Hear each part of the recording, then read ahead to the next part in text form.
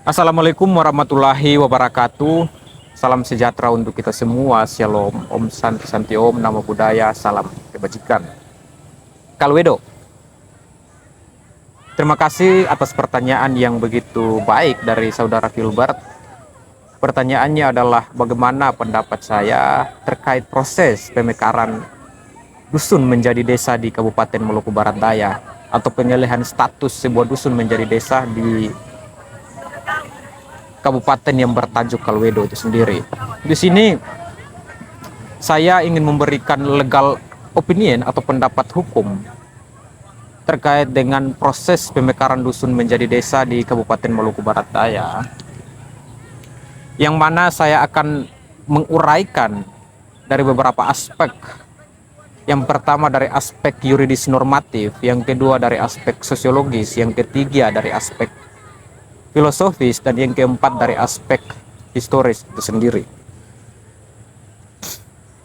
Jadi dari aspek yuridis normatif, tentu kita tidak bisa berpaling atau kita tidak bisa melupakan Undang-Undang Nomor 6 Tahun 2014 tentang desa, di mana Undang-Undang Nomor 6 Tahun 2014 tentang desa itu, jadi Undang-Undang Nomor 6 Tahun 2014 itu telah memberikan atau telah menegaskan atau telah mengatur konfigurasinya bahwa syarat persyarat untuk sebuah dusun dimekarkan menjadi desa itu kurang lebih syarat pertama adalah jumlah penduduk, yang mana jumlah penduduk di sini diklasifikasikan antar wilayah atau antar provinsi. Untuk wilayah Maluku Barat Daya, karena Kabupaten Maluku Barat Daya ini ada di Provinsi Maluku, maka Provinsi Maluku sesuai dengan ketentuan peraturan perundang-undangan Undang-Undang Nomor 6, jumlah penduduknya minimal 1.000 orang dan jumlah kakaknya minimal 200 orang. Dan Undang-Undang Nomor 6 Tahun 2014 itu melahirkan peraturan pemerintah nomor 43 Tahun 2014 tentang aturan pelaksana atas Undang-Undang Nomor 4 Tahun 2014. Dan perubahan terakhir atau perubahan terbaru, peraturan pemerintah nomor 47 Tahun 2015 tentang perubahan kedua tentang aturan pelaksana Undang-Undang Nomor 6 Tahun 2014. Di sini dalam undang-undang tersebut dia menegaskan dan mengatur bahwa syarat prasyarat pemekaran dusun menjadi desa itu salah satu syarat utama atau syarat absolutnya adalah jumlah penduduk.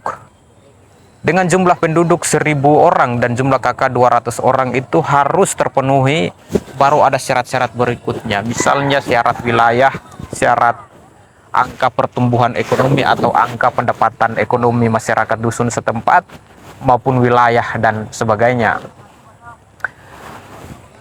Yang kita lihat atau faktual yang terjadi di Maluku Barat Daya hari ini adalah proses pemekaran dusun menjadi desa, yang mana kedatangan atau agenda pemerintah daerah dengan pemerintah pusat, hadirnya Gubernur Maluku Barat Daya Bapak Murad Ismail di Maluku Barat Daya untuk memberikan langsung nomor register nomor register dusun-dusun di sana yang memenuhi kualifikasi menjadi sebuah desa persiapan yang nantinya dijadikan sebagai desa definitif dengan interval waktu selama 3 tahun. Hanya saja saya ingin menyampaikan bahwa ada beberapa dusun di Maluku Barat Daya, sesuai dengan informasi atau data yang saya miliki. Misal contoh Dusun Kera, Desa Tonwawan, Kecamatan Pulau Moa, jumlah kakaknya itu tidak mencukupi dan jumlah penduduknya itu tidak mencukupi untuk dijadikan sebagai desa definitif. Tetapi nomor register atau nomor registrasi desa persiapannya telah ada. Yang berikut salah satu dusun di Kecamatan Kisar Selatan, yakni Dusun Sumpale, juga tersebut sama dengan di Dusun Kera, yakni jumlah kakaknya itu tidak mencukupi 100, tetapi bisa dijadikan atau nomor registernya itu telah keluar yang nantinya dijadikan sebagai desa definitif. Ya, ini menjadi satu kekesalan, ini menjadi satu problem yang begitu besar di masyarakat Maluku Barat Daya, lebih tepatnya di beberapa kecamatan, seperti Kecamatan Pulau Lakor, yang mana ada beberapa dusun, kurang lebih ada 4 dusun di sana.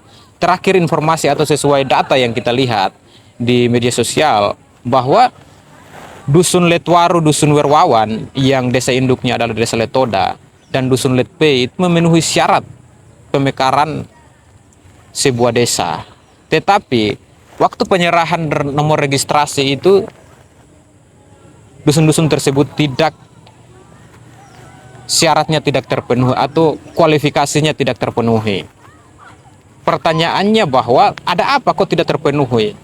Kalaupun berbicara soal jumlah penduduk, maka pertanyaan mendasarnya di sini adalah kenapa dusun-dusun di Kecamatan Pulau Moa, salah satunya di Kiera, dan Kecamatan Pisar Selatan itu, dusun Sumpali, sama dengan di Lakor, soal jumlah penduduk juga tidak memenuhi, tetapi nomor registrasinya ada dan dijadikan sebagai desa sementara ke depan yang dipersiapkan menjadi desa definitif kurang lebih 3 tahun ke depan. Artinya ada ketimpangan di sini, ada dugaan, perlu saya berprasangka, perlu saya berprejudais bahwa ada maladministrasi yang dilakukan oleh pemerintah daerah lewat tim pemekaran dusun menjadi desa di Kabupaten Maluku Barat Daya, atau semacam kamuflase data terkait dengan proses pemekaran dusun menjadi desa di Kabupaten Maluku Barat Daya itu. Karena ada dugaan keras bahwa dusun-dusun yang tadinya tidak memenuhi syarat jumlah penduduk, masyarakat di desa induk itu sebagiannya dialihkan status atau alamatnya masuk ke dusun untuk bisa memenuhi syarat administrasi, lalu dimekarkan menjadi sebuah desa definitif. Salah satunya di Dusun Kiera. Faktanya begitu di lapangan hari ini. Itu dari aspek yuridis normatif, yang mana kalau kita kaji dari misalnya hukum pidana, itu bisa kita kenal dengan hukum material dan hukum formil. Maksud daripada hukum material itu apa? Maksud dari hukum material itu adalah berbicara soal substansi konfigurasi dari sebuah ketentuan peraturan perundang-undangan yang berisi terkait dengan perintah, larangan, dan pengecualian. Dan hukum formil itu kita berbicara soal mekanisme prosedural, tata cara untuk menemukan kebenaran material itu sendiri. Nah, ini sama seperti dengan proses pemekaran dusun menjadi desa, yang mana harus melalui pentahapan, melalui mekanisme, melalui tata cara yang diatur dalam Undang-Undang Nomor 6 Tahun 2014 maupun Peraturan Pemerintah Nomor 43 Tahun 2014 dan Peraturan Pemerintah Nomor 47 Tahun 2015 dan Peraturan Daerah Kabupaten Maluku Barat Daya Nomor 4 Tahun 2022 tentang penataan desa dan desa adat itu sendiri. Di sini ada kekecewaan sebagian masyarakat atau sebagian wilayah kecamatan yang dusunnya tidak dimekarkan menjadi desa ke depan, merasa ketidakadilan, merasa ada ketimpangan, ada tebang pilih yang dilakukan oleh pemerintah daerah melalui tim pemekaran dusun menjadi desa maupun dinas teknis, dalam hal ini Dinas Pemberdayaan Masyarakat Desa atau DPMD.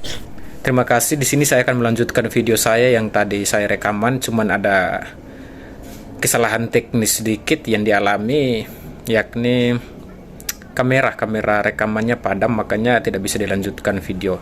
Di sini saya sengaja untuk lanjutkan rekaman saya agar lebih komprehensif terkait dengan proses pemekaran dusun menjadi desa itu. Nah, tadi saya ingin menjelaskan dari beberapa aspek, yakni aspek yuridis normatif, aspek sosiologis, aspek historis, dan aspek filosofis. Kurang lebih tadi penjelasan aspek yuridis normatif sudah cukup panjang terkait proses pembentukan sebuah desa. Proses pembentukan sebuah desa, kalau dikaji dari aspek aspek sosiologis, tentu itu menjadi harapan, itu menjadi doa, itu menjadi pergumulan, itu menjadi atensi bersama. Apalagi masyarakat yang mendiami sebuah dusun memiliki harapan dan impian agar dusunnya dimekarkan menjadi desa ke depan. Tetapi sekali lagi saya ingin menekankan dan menegaskan bahwa harus melalui prosedural, mekanisme dan tata cara sesuai dengan ketentuan peraturan perundang-undangan, baik Undang-Undang Nomor 6 Tahun 2014 tentang desa maupun peraturan pemerintah Nomor 43 Tahun 2014 tentang aturan pelaksana Undang-Undang Nomor 4 Tahun Undang-Undang Nomor 6 Tahun 2014, dan aturan pelaksana yang terbaru adalah peraturan pemerintah Nomor 57 Tahun 2015 tentang perubahan kedua tentang aturan pelaksana Undang-Undang Nomor 6 Tahun 2014 tentang desa itu sendiri.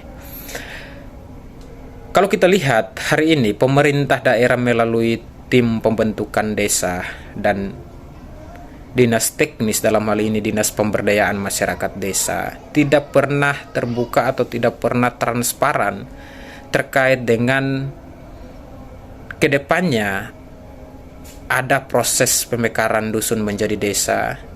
Wilayah, salah satu syarat berbicara soal wilayah, tata cara untuk bisa sebuah wilayah itu dijadikan tempat untuk pembangunan pemukiman, pembangunan perkantoran, pembangunan sarana prasarana untuk menunjang sebuah pemerintahan desa. Itu mekanismenya seperti apa? Apakah pemilik lahan di sebuah dusun itu menghibahkan secara cuma-cuma ke pemerintah daerah atau pemerintah desa, atau ada transaksional, ada proses jual beli? Kalaupun proses jual beli, apakah pemerintah desa yang membeli dengan membebani anggaran dan dana desa maupun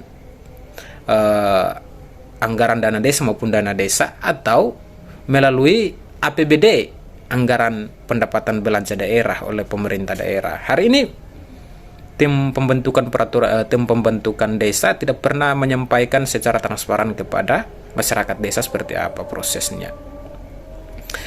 Yang berikut dari segi historisnya ini kita kaji, sebenarnya setiap dusun, setiap desa yang ada di Kabupaten Maluku Barat Daya sebelum adanya peristiwa kolonialisme, imperialisme, penjajahan Belanda, desa dusun tersebut itu kalau mau dilihat adalah negeri, atau dalam kata lain sesuai dengan asal usul adat istiadat seperti leke, letah, dan leke. Tetapi dalam proses prakemerdekaan dan kemerdekaan ini ada pengalihan secara administratif, maka ada dusun dan ada desa itu sendiri. Dari aspek historisnya seperti itu.